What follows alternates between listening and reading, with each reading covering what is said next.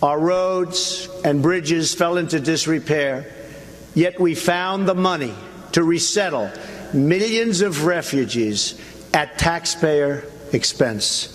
Trump said that the United States has resettled millions of refugees. At the same time, he complained about our infrastructure and said we haven't spent as much on that as we could.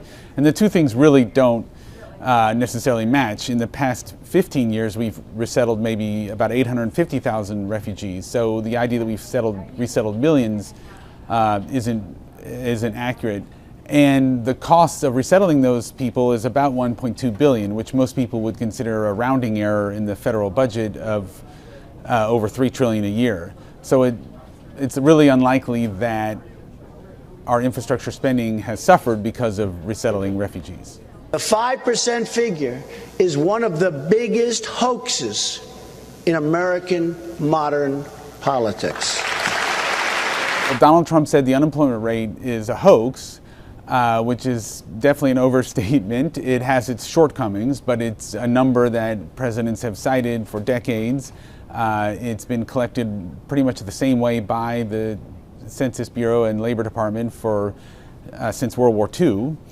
It has become controversial in recent years because many people have stopped looking for work, even if they were unemployed.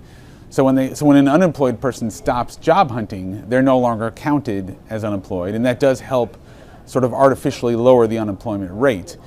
But at the same time, over 14 million Americans have gotten jobs since 2010, so the rate has also gone down for that reason. According to the Bureau of Labor Statistics, before NAFTA went into effect, there were 285,000 auto workers in Michigan.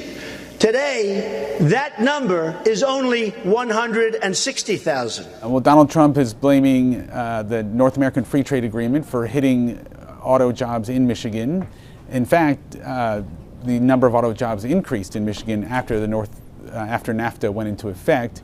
Some of those jobs have certainly since been lost, but many of the auto jobs in Michigan have gone to other U.S. states, such as Ohio, Indiana, and even some southern states such as Tennessee.